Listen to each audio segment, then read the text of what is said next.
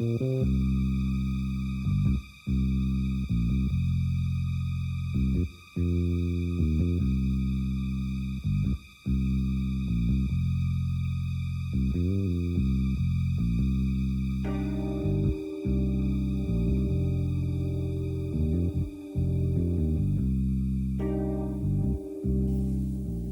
noches. La intención, la idea que mueve al programa Hablemos de Sexo es tratar aquí toda la verdad, por cruda que sea a veces, relativo a la sexualidad.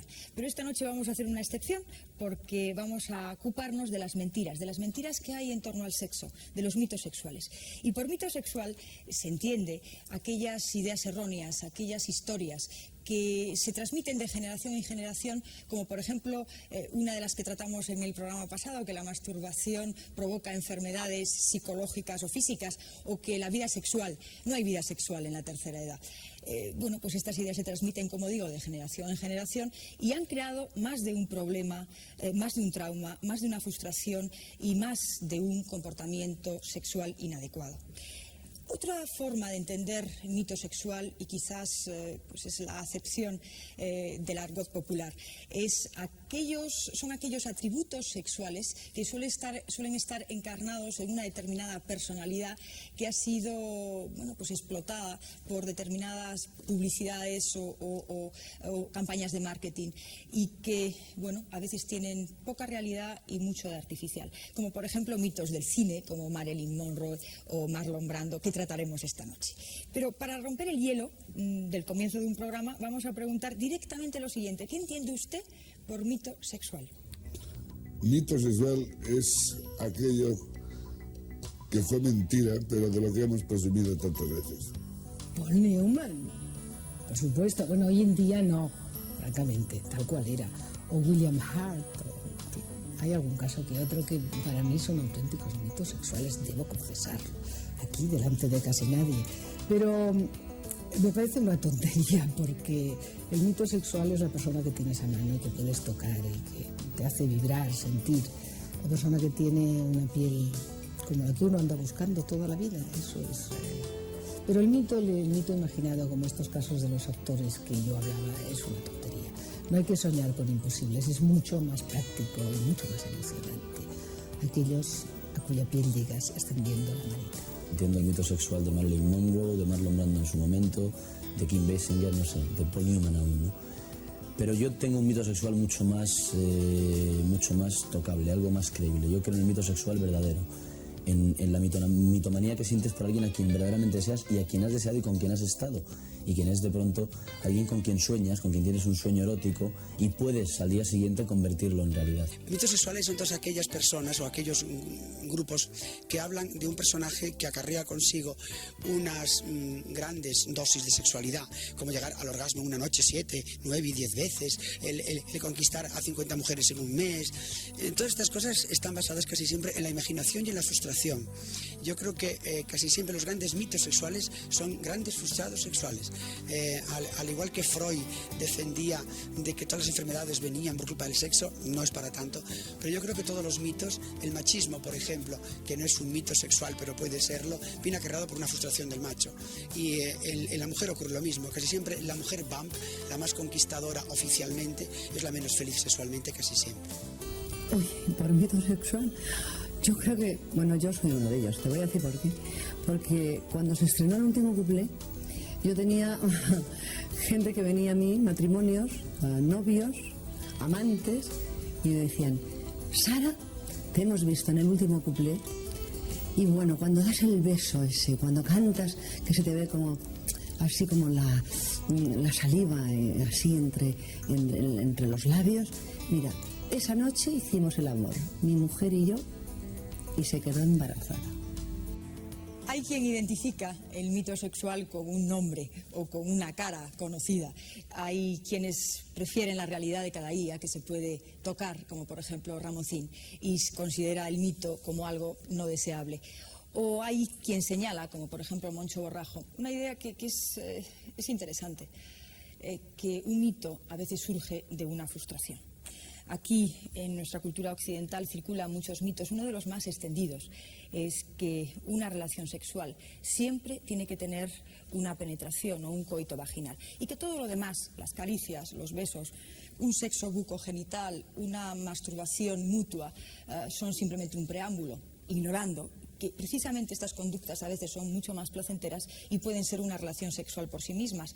O como, por ejemplo, también otro de los mitos es que muchas parejas piensan que la finalidad de cualquier tipo de relación sexual es el orgasmo, y que cuando uno de los miembros no lo logra, la relación sexual pues se percibe como fallida. Y esto no es así, o por lo menos no debe de ser así. Y bueno, yo puedo decir que, por supuesto, que el coito o que la penetración o el orgasmo son uno de los aspectos más importantes de una relación sexual, pero no son los únicos. Otro segundo mito, y quizás de los más extendidos en nuestro país, nosotros hemos recibido cantidad de cartas, numerosas cartas con muchísimas preguntas sobre esta idea, que es que el tamaño del pene guarda una estrecha relación con el placer sexual que puede tener una mujer. Y eso es lo que nos ha llevado a preguntar en la calle lo siguiente: ¿el tamaño del pene guarda alguna relación con la satisfacción sexual de la mujer? Vamos a escuchar las respuestas. Sí, señor. Guarda. Porque el que no tenga, pues más vale que se retire ya. A veces creo que siendo demasiado grande es malo, ¿no? Bueno, yo creo que sí. Si es grande, mejor. Para mí, mientras más pequeñito, mejor. Ay, qué gorrinadas son estas. Yo no quiero eso. Yo no sé con los demás cómo serán, pero vamos, yo con el de mi marido estoy muy contenta. Pienso que si lo tiene muy pequeño no habrá nada que hacer, pero de un tamaño mediano a uno máximo va todo en línea progresiva, ¿no? Como dicen en matemáticas, directamente proporcional. Pues un tamaño normal, pero Dios, 10 centímetros y tal, supongo que será normal, pero, sabe Dios, un pene de 3 centímetros supongo que dejará insatisfecha a la mujer. Tal vez el pene grande pues es más, tiende a ser más tonto. Yo creo que no. La importancia está en el uso que se haga, ¿no? Lo importante es la puntita, porque lo demás es para entrar y salir. Ay, qué gorrinadas son estas. Yo no quiero eso. Hay un refrán que dice que más vale pequeña y juguetona que grande y torcona, ¿no? La mujer lo que le satisface, en este caso, bueno, pues es un pene grande y yo creo que con uno pequeño, pues la verdad que la mujer con eso se enteraría. Yo creo que no tiene nada que ver el tamaño con la satisfacción que se pueda sentir. Habrá mujeres que ya les será suficiente y otras que les faltará, no sé, digo yo. Yo hablo por mí, para mí con el que tengo más que suficiente. No por más corto ni más largo vas a encontrar más gusto, sino porque esté adecuado. Para mí con el que tengo suficiente y es bastante grande. El pene, por muy chico que sea, es suficiente para la mujer. Ahora, si la mujer no tiene su aparato bien, que la mitad lo tiene escacharrado, no le sirve. Psicológicamente le gusta más un pene grande que uno pequeño. Siempre sí será mejor. Lo que pasa es que a veces pues el tener el pene más pequeño puede dar lugar a que el hombre desarrolle pues otros sistemas que no sea precisamente penetración o algo de esto, ¿no? Ay, qué gorrinadas son estas. Yo no quiero eso. La mujer creo que también necesita un buen pene para satisfacerse más plenamente. No sé, a lo mejor sí, no sé. Claro que sí. Sí, seguro. Penso que sí, perquè com més profunditat, més gust deu tenir la dona. No, porque el tamaño del pene es una cosa que a lo mejor uno lo quiere por decir, ¡ay, qué hermosa la tiene este hombre! Pero para hacer feliz a una persona a veces ni el pene hace falta. Así que si es pequeño, es grande, es una cosa que la naturaleza la ha hecho así. Pues este pintoresco último encuestado dice verdades como templos, porque no hace falta un pene grande ni pequeño para hacer feliz a una mujer. Y todavía existe una gran mayoría de personas que atribuye poderes mágicos al tamaño. Y lo que no tiene en cuenta es que la magia está más en el talento del mago, no en el volumen, en el tamaño. Pero, como les decía antes, este tipo de idea ha creado en muchos hombres sufrimiento, preocupación, porque asocian el tamaño del pene a la virilidad o a la hombría, y esto no es así. Y tiene una fácil explicación. Desde un punto de vista anatómico, la vagina se adapta igualmente a un pene pequeño que a un pene grande. Y por otra parte, desde un punto de vista fisiológico, piensen ustedes que la parte interior de la vagina no apenas tiene terminaciones nerviosas y por tanto no tiene más placer por ser más o menos estimulado. Donde realmente se encuentran todas las terminaciones nerviosas y la parte más sensible es el clítoris y es el primer tercio exterior de la vagina, la parte más externa de la vagina. Y esta puede ser igualmente estimulado por un pene pequeño que por un pene grande. Por tanto, espero que después de esta explicación quede erradicada la idea que un pene pequeño o un pene grande guarda una relación directa con el placer de la mujer. Y voy a mostrarle más mitos que tenemos en nuestra cultura. Uno de los mitos es que el sexo termina en la tercera edad. Pues les vamos a ofrecer el porcentaje de personas que tienen una vida sexual activa, es decir, tienen relaciones sexuales y encima son placenteras. De 60 a 69 años, el 86% de los varones y el 65% de las mujeres. Y a partir de los 70 años o más, el porcentaje es también muy alto, el 75% de los hombres y el 61% de las mujeres. Otro de los mitos presentes todavía y que examinamos en el programa anterior es que la masturbación es poco frecuente. Y van a ver ustedes el porcentaje de jóvenes que se masturban a los 15 años, un 60% de los hombres y un 30% de las mujeres adolescentes. Y en los 20 años un 90% de chicos y un 65% de chicas. Y por último vamos a ver un mito, que es que el deseo sexual en las mujeres desciende durante la menstruación. Pues fíjense ustedes que es todo lo contrario. Aumenta en un 74% de las mujeres y solamente desciende en un 26% de mujeres. Pues estos son algunos de los mitos que la mayor parte de la gente todavía mantiene en sus espaldas.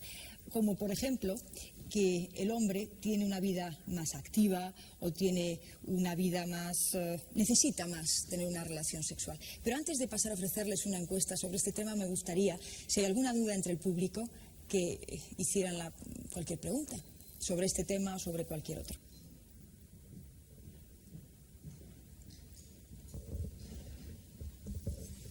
Buenas noches, doctora. ¿Es cierto que no hay mujeres frígidas, sino hombres inexpertos? Esa frase me parece que se le atribuye al doctor Marañón y es completamente falsa. Eso viene de un modelo sexual que propone que el hombre es el único responsable en una relación sexual y que es el responsable de proporcionar placer a la mujer, y la mujer es una especie de bella durmiente pasiva que no tiene que hacer absolutamente nada. No tiene nada de verdad, a mí no me gusta nada, es como la frase... me lo voy a devolver, la activa por pasiva. Es lo mismo que decir que no existen hombres impotentes, sino mujeres inexpertas. No tienen nada de verdad. Cada uno es responsable de su propia sexualidad y tiene que comunicárselo a la otra persona. Es una actividad compartida. Gracias. Nada.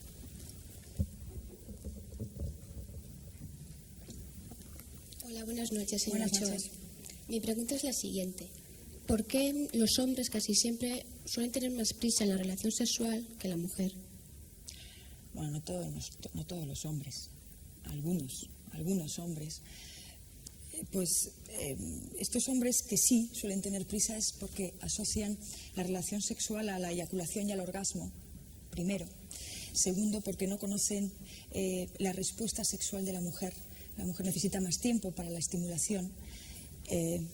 Y generalmente, salvo excepciones, suelen causar bastante inadaptación en la relación sexual con la mujer.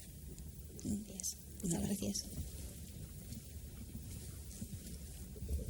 Hola, buenas noches. Buenas noches. Mi pregunta es la siguiente. ¿Es cierto lo que se dice, que se cree que la mujer disfruta más con la penetración que sin ella? Pues quienes lo creen están equivocados, porque la mayor parte de las mujeres... alrededor del 80 o 90% de las mujeres, más el 90 que el 80, tienen mayor placer y obtienen el orgasmo con otro tipo de estimulación que no es precisamente la penetración. Vale, muchas gracias. Nada. Buenas noches, Buenas doctora noches. Ochoa. Tú acabas de comentar que durante la menstruación las mujeres aumenta su deseo sexual. Te quería preguntar si hay algún problema en tener una penetración durante la menstruación y si te puedes quedar embarazada. Bueno, no hay ningún tipo de problema con la penetración. De hecho, es uno de los tabúes que circulan en nuestra sociedad por creencias religiosas, por razones culturales y razones sociales. Se puede hacer el amor y no hay ningún tipo de problema desde el punto de vista de la salud. Otra cosa es que a la pareja le apetezca o no le apetezca. Y sí puede haber alguna probabilidad de quedarse embarazada. Vale, muchas gracias. Pues no hay más preguntas. Vamos a seguir con uno de los mitos que les comentaba antes de dar paso a las preguntas del público, que era que hay mucha gente que piensa que es el hombre el que tiene mayor deseo sexual. Hemos hecho la pregunta en la calle. ¿Quién desea más hacer el amor? ¿Quién tiene más necesidad? ¿El hombre o la mujer? Vamos a escuchar las respuestas. La mujer más que el hombre.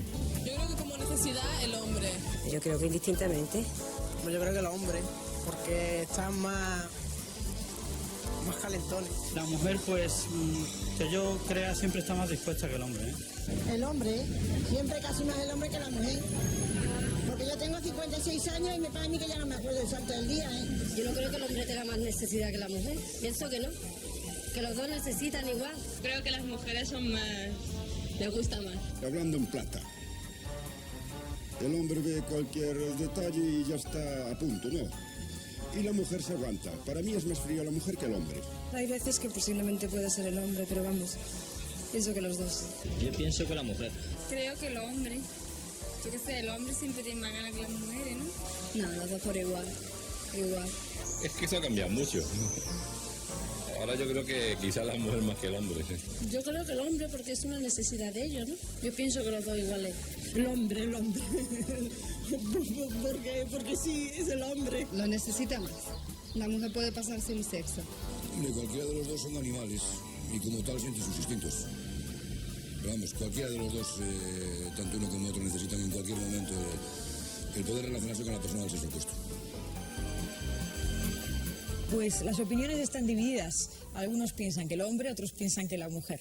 El que tiene toda la razón es este último señor que nos dice que tanto el hombre como la mujer tienen necesidad y tienen el mismo deseo de relacionarse sexualmente con otra persona.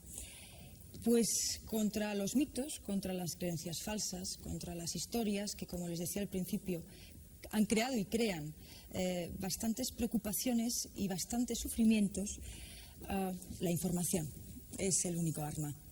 Y información que el doctor Kinsey hizo en su día y que hemos tenido la oportunidad de entrevistar a su más estrecho colaborador sobre este tema. Lo van a ver ustedes.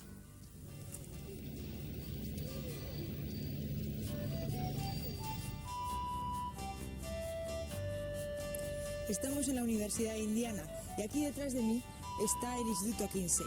Vamos a entrevistar al doctor Gebhardt, que fue el más estrecho colaborador del doctor Kinsey en la elaboración del famoso informe Kinsey. Doctor Gebhardt, ¿nos podría comentar brevemente la historia del Instituto Kinsey y de su famoso informe? El doctor Kinsey era profesor de biología en la Universidad de Indiana en los años 20 y como biólogo tenía mucho interés en la reproducción y en el comportamiento sexual. Él comprendió que teníamos muy poca información sobre la conducta sexual de los seres humanos. Sabíamos mucho más sobre la sexualidad de nuestros animales domésticos que sobre las personas. Y esto le provocó una gran curiosidad como científico. En 1937 y 1938, algunas mujeres que pensaban contraer matrimonio pidieron a la universidad que organizase algún curso de preparación. Y la universidad decidió organizarlos para aquellas personas casadas o que se iban a casar. Fue difícil encontrar profesores. Se eligieron, como usted puede imaginar, un sacerdote, un abogado, un sociólogo y también un biólogo, por los problemas de la reproducción. El biólogo fue el doctor Kinsey. El curso tuvo mucho éxito y el doctor Kinsey se convirtió en el más popular entre los estudiantes. El sacerdote se dedicó únicamente a decir que no se debía hacer el amor antes de casarse. El abogado manifestó abiertamente que no sabía casi nada sobre sexo y solo informaba sobre cuestiones relacionadas con la propiedad, el derecho, el divorcio. El doctor Kinsey, en cambio, gustaba mucho, porque hablaba con franqueza y honestidad. Si no sabía contestar a alguna pregunta, decía, pues no sé, hay algunos que opinan así y otros de esta otra manera. ¿Qué es lo que opináis vosotros? Pedía la participación de los estudiantes. Y así comenzaron a acudir a él para consultarle sus problemas. Aprendió mucho de sus vidas sexuales y de sus actitudes. Un día se dio cuenta de la valiosa información que tenía entre manos, de la importancia de los datos que estaba recogiendo, y empezó a escribir un libro. Invitó a otro amigo biólogo, el doctor Robert Crook, y entre los dos desarrollaron un estudio estructurado. Comenzaron a recoger ordenadamente información en sus clases, primero de los estudiantes y más tarde de todas aquellas personas que se prestaban a ello. Y así comenzó el informe Kinsey. Cuando los miembros de la Junta de la Universidad se enteraron de lo que estaban haciendo, comenzó la oposición. Los profesores de la Escuela de Medicina opinaron que era un tema que solo podían explicarlo los médicos. Algunos religiosos se enfadaron muchísimo y quisieron detener sus estudios. Y la decana de las mujeres estudiantes dijo que no permitiría, bajo ningún concepto, que se le hiciesen ese tipo de preguntas a sus muchachas. Afortunadamente para Kinsey, el presidente de la universidad, el doctor German Wells, que era un hombre de carácter muy fuerte, pero también muy sensato, le apoyó diciendo que el doctor Kinsey era un científico muy preparado y tenía derecho a llevar a cabo ese tipo de investigación. ¿Hasta qué punto cree que influyen las creencias religiosas en determinados problemas sexuales? La religión, particularmente la cristiana, siempre ha jugado un papel muy importante en el tipo de actitudes de la gente hacia la sexualidad y sobre lo que supuestamente es bueno o es malo. En un principio ha sido la Iglesia la que ha creado el sentimiento de culpabilidad y muchos de los problemas sexuales de hombres y mujeres. Pero la Iglesia, para no crear esa culpabilidad, tendría que evolucionar mucho. Doctor Getfer, muchísimas gracias por su contribución al programa Hablemos de Sexo.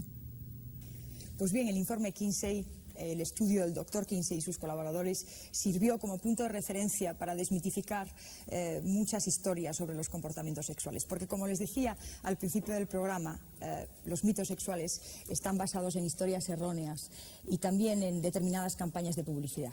Tal vez esta noche vamos a conocer la auténtica realidad de uno de ellos.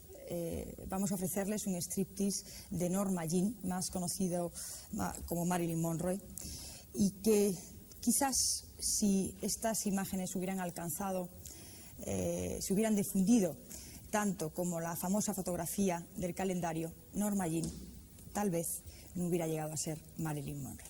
Pero esto será después de un alto para la publicidad.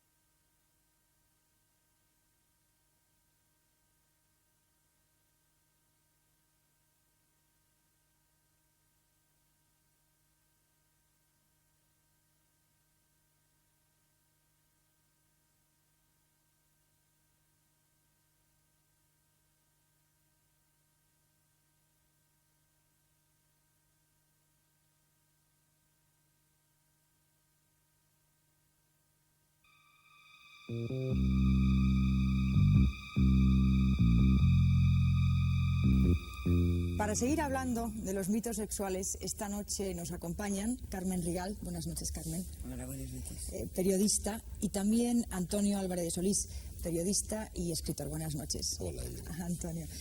Comentaba antes de la publicidad que uno cuando piensa en los mitos sexuales encarnados en personas, rápidamente viene a la memoria Marilyn Monroe, rubia, explosiva, yo diría que exuberante, con una mirada miope. Y quién no recuerda esa foto de calendario sobre un terciopelo rojo. Pero esta noche vamos a ver, como les comentaba antes, unas imágenes inéditas que las podemos ir comentando conforme vayan apareciendo. Norma Jean en ese momento tenía alrededor de unos 16 años. Aquí tenemos a Norma Jean, futura Marilyn Monroe. ¿Os recuerda? A mí nada, no, es que me cuesta trabajo creer que es ella. Entonces la realización es bastante cutre, ¿no? Sí, el ambiente realmente sórdido. Es muy triste. Es una especie de teloncillo detrás que quiere simular en este árbol, un jardín. Sí, además hay como una prisa. Sí. Tremenda. Yo creo que crea una especie de erotismo prefabricado, ¿no? Incluso ni siquiera, ni erotismo ni prefabricado, todo lo contrario.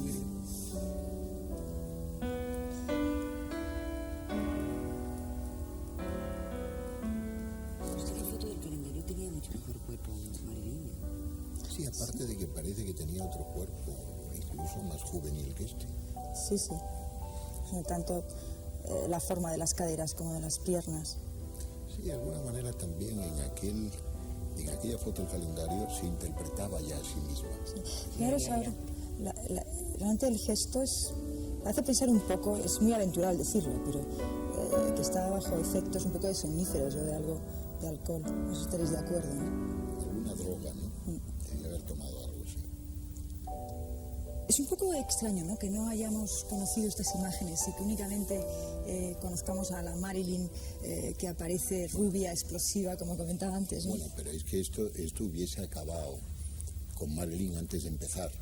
Es decir, si hubiésemos visto esto, después hubiese sido muy difícil convertir aquello en mito, conociendo esto, ¿no? Una vez muerta, que después de tantos años de su muerte, nadie conociera la existencia. Bueno, detrás hay muchos intereses, hay una industria. Y yo creo por eso que lo que comentabas, Antonio, que siempre quizás detrás de los mitos, hay una industria que crea unos atractivos sexuales a veces bastante artificiales, ¿no? Que hay de realidad y que hay de artificial, ¿no? Bueno, es que antes del mito vivíamos todos los humanos. Ahora realmente del mito viven unas concretas industrias. O sea que el mito antes nos servía para vivir nosotros, ahora sirve para que viva toda una organización industrial. Quizás os explique si ese material lo tuviesen, digamos, secuestrados en términos jurídicos. Vamos. Sí, pero la industria cinematográfica, por centrarnos en algo donde se producen muchos sex símbolos y muchos mitos sexuales, pues yo creo que tiende a crear mitos cada vez más artificiales, es decir, de donde no hay, sacan siempre. Sí, pero vamos, si os parece, a las ideas que todavía, más que a las personas en este caso, sino a las ideas que todavía circulan quizás en España sobre determinados comportamientos sexuales. ¿Cuáles creéis vosotros que son los mitos sexuales, las historias erróneas que circulan y que realmente hacen sufrir a bastantes personas? A mi juicio, el mito por excelencia, pero desde más allá de los tiempos, es el de la penetración. Pero claro, cuando uno dice esto enseguida dicen feminista, y yo no sé si realmente la sociedad quiere o es consciente de que todavía vive bajo los efectos de ese mito y hasta qué punto los hombres están en disposición, incluso los aparentemente más abiertos, de creer o de admitir que se puede hacer el amor sin penetración. No, yo para liberar a Carmen de las feministas, de esas extremas feministas, a las que le te diría que conjugando con lo que ella dice, el mito por excelencia para mí es el mito en el varón de la potencia, del poder. Es decir, la sexualidad no es un placer, sino una exhibición de poder. ¿Y vosotros creéis, Carmen, que es la penetración, claro, Antonio, que ese mito, esa necesidad de poder o de posesión, es lo que está debajo de esos hombres que fardan constantemente de cantidades tremendas de experiencias sexuales? Claro, ese tipo de cultura alimenta estos comportamientos, ¿no? Porque luego lo que hacen los hombres es presumir de poder, presumir de que lo han hecho tantas veces, presumir de que tienen un pene de tantos metros. Es decir, todo conduce a lo mismo. Metros. Bueno, si fuera por decirlo, dirían... Bueno, centímetros enormes.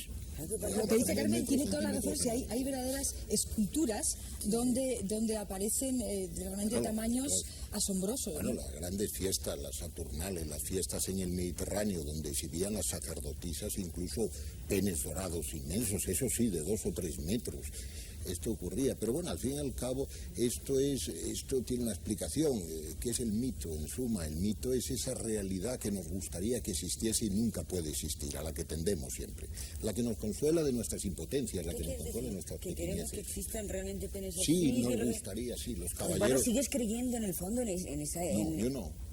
En esa supremacía fálica del... No, yo no, porque entre otras cosas yo ya he hecho mis comprobaciones y he visto que nada de metros, nada. Pero, bueno, te quiero decir que de alguna manera los hombres nos gustaría, pues evidentemente, tener unos instrumentos poderosos y lograr hacer el amor 3 días. Y en realidad es que no queremos hacer el amor con las mujeres, queremos hacer el amor con los otros hombres.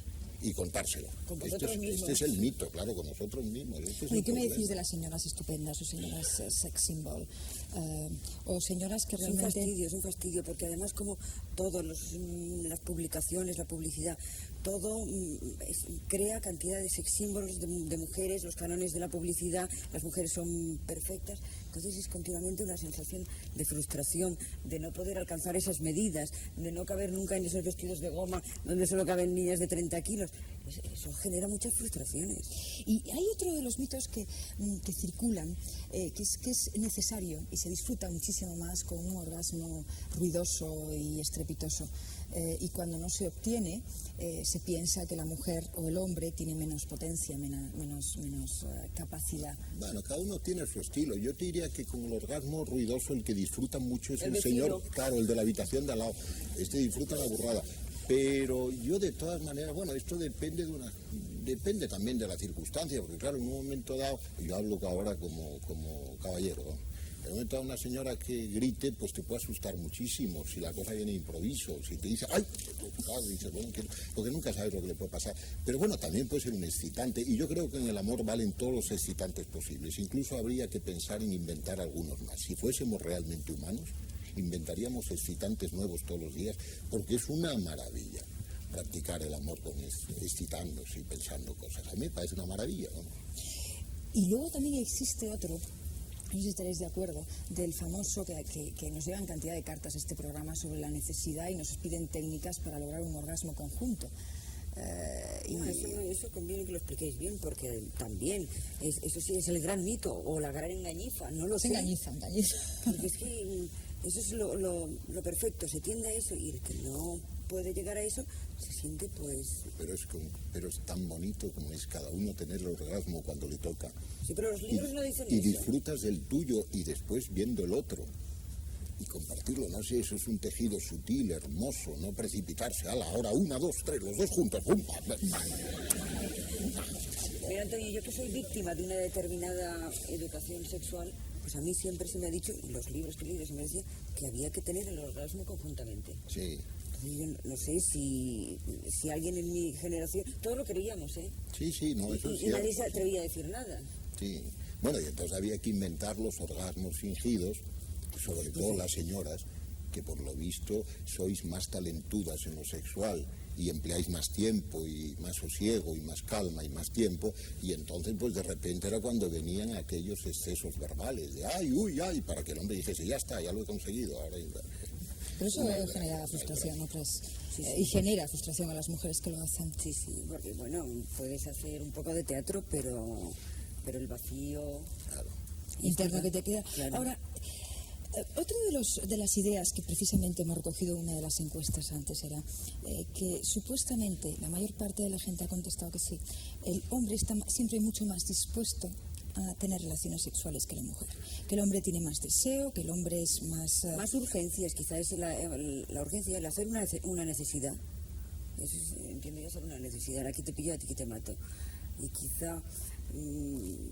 yo creo que también comparto eso, y a lo mejor no es lo bueno compartirlo, pero también vienen serios. Y las mujeres, ¿no?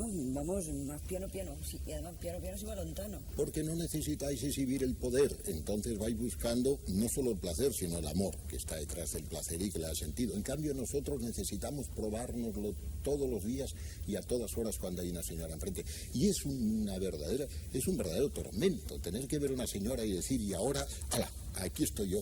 Bueno, pues no, mire usted, yo tengo también mi ciclo, tengo mis necesidades zoológicas casi, mis instintos, y hay momentos en que no me apetece, no va, no funciona. Puedo hablar con una Porque señora. Está muy mal visto que haya un hombre que en un determinado momento de su vida no le apetezca. Pues yo debo estar muy mal visto. No, pero vamos, la generalidad de los hombres, un hombre nunca puede decir no.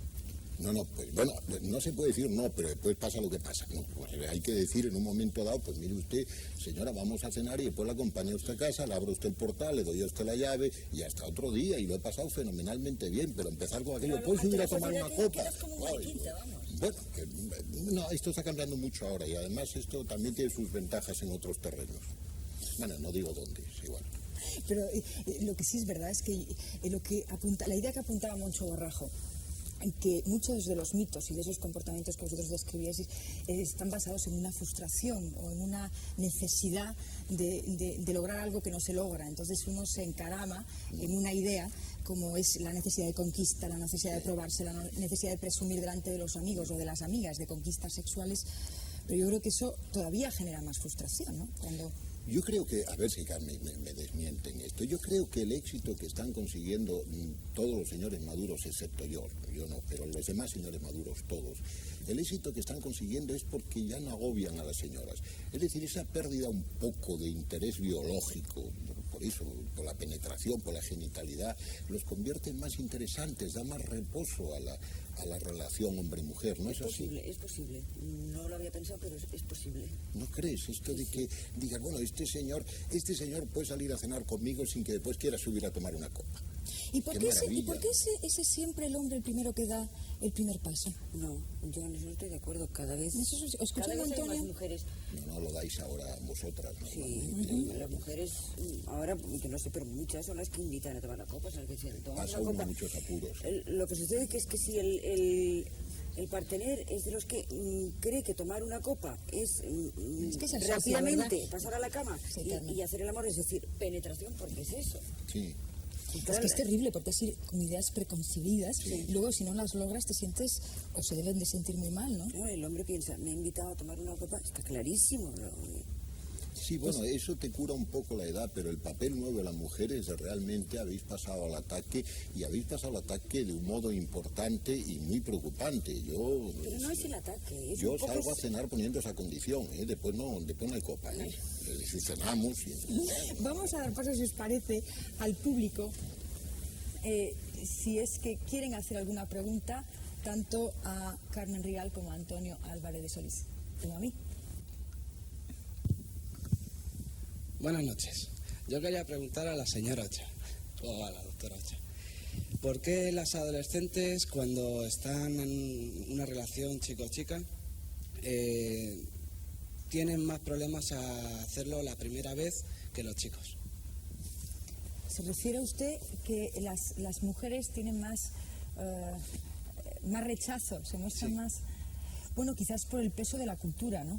Por el peso de de las normas sociales imperantes y porque se ha apreciado en esta cultura occidental la virginidad. Y hay mucho en torno al posible también dolor que se pueda sufrir en la primera relación sexual y porque también la mujer ha sido educada y está siendo educada para buscar más una relación con afecto más que una pura y absoluta relación sexual. Hay muchas razones, pero fundamentalmente sociales y culturales. Vale, gracias. Hola, buenas noches. Yo quería hacerle una pregunta a don Antonio Álvarez de Solís, y es que ¿qué cualidades deben reunir tanto el hombre como la mujer para ser un buen amante o una buena amante? Bueno, esto me parece, yo por lo menos lo tengo claro. Entonces el sexo, nunca las cosas están muy claras, pero esto lo tengo claro. Ante todo la ternura. La ternura es muy importante, la capacidad de ver al otro, de satisfacerle, de tenerle ilusionado. Pero sobre todo otra cosa muy importante, la dimensión de futuro.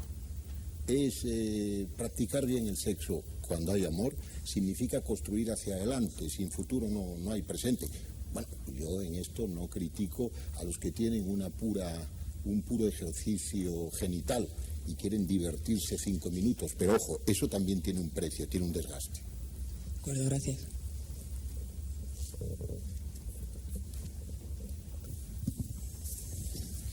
Quisiera preguntarle, buenas noches, quisiera preguntarle a la doctora Ochoa si es verdad que hay razas más ardientes que otras, por ejemplo, los negros.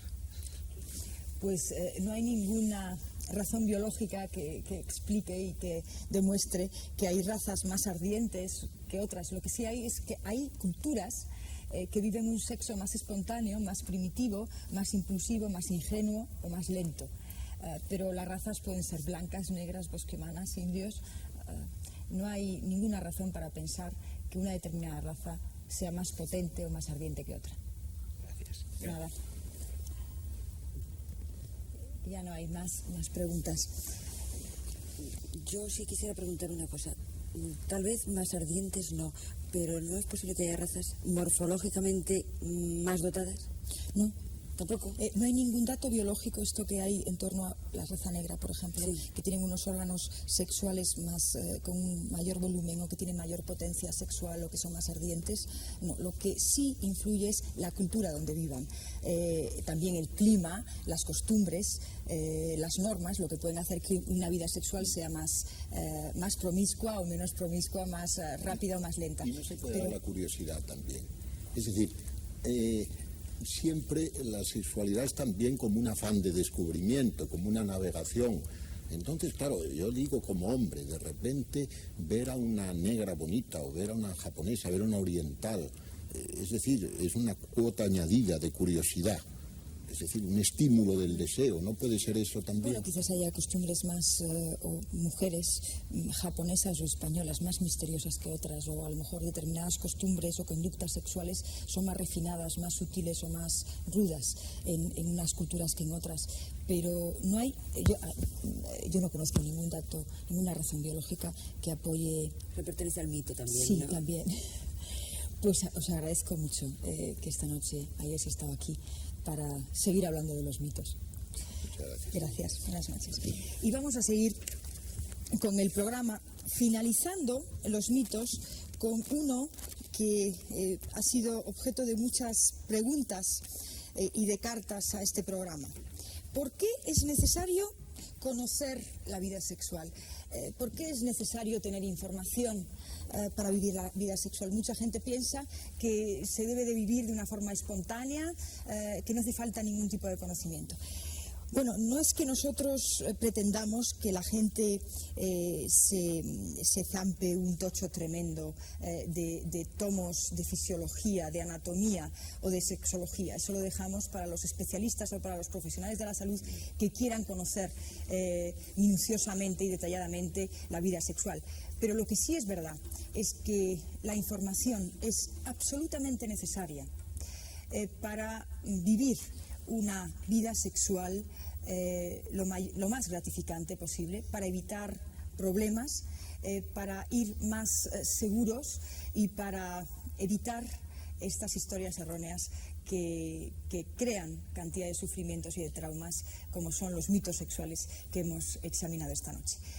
Bueno, también una de las soluciones puede ser escribir, preguntar, plantear dudas, como las dudas que nos plantean las personas que nos escriben a nuestro programa, al apartado que en este momento aparece en sus pantallas y que alguna de ellas ahora mismo estará a punto de estar en línea. ¿Me podrían pasar, por favor, la primera llamada?